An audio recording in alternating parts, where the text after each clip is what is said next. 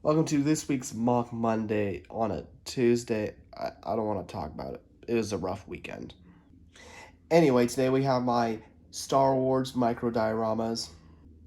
I made these back in May for May 4th, and I was going to do a video on them, and then I never did. But here we are. I mean, you've probably noticed these sitting on my display for the past couple months. So without further ado, let's get started. The first micro diorama we have up here is the Geonosis Arena. Now, before I talk about the actual diorama itself, I should note the black border, very heavily inspired by the borders that are on the 18 plus diorama sets from LEGO Star Wars.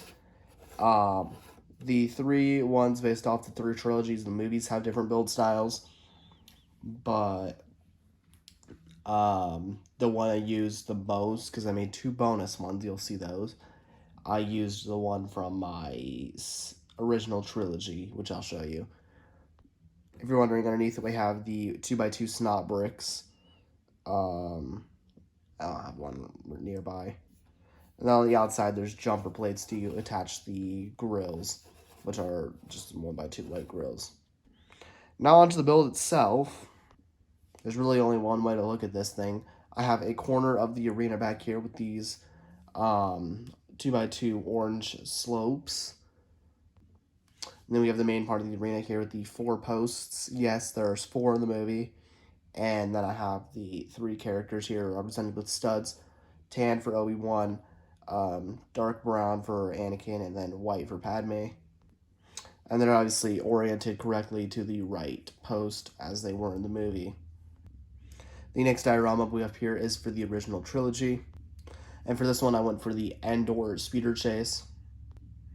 Obviously, they made a full-scale version of this as a set, but I still went ahead and made one because why not?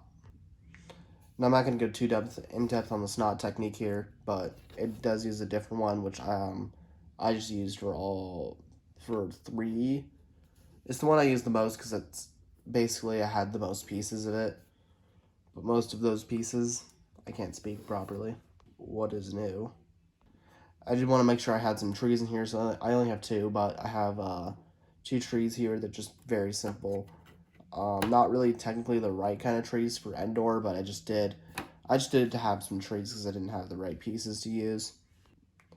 The speeders are literally 2 pieces attached with one of the action stand pieces from the Marvel, or just say superhero minifigure series.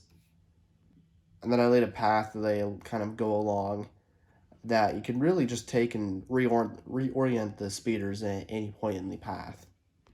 The next build is for the sequels.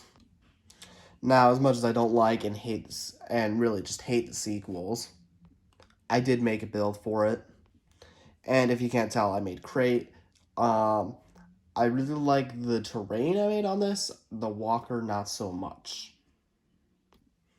Just something about that head doesn't seem right. If you look down, you may discreetly notice that there are some red plates underneath the white. That is obviously because there's the because of its crate from Last Jedi, and there's the I don't know how to describe it, but Star Wars fans will know what I'm talking about. There's red under the white.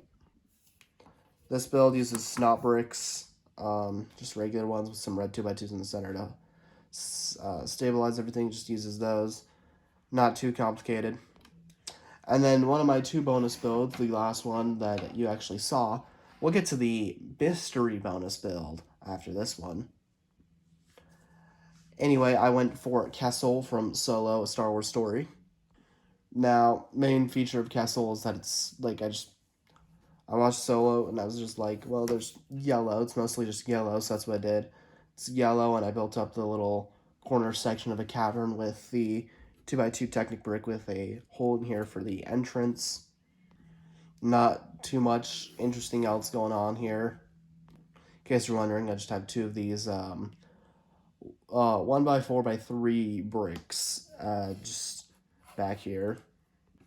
And then this does use the same border snot design as the original trilogy build.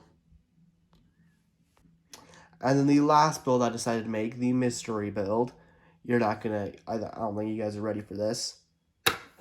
Alderaan.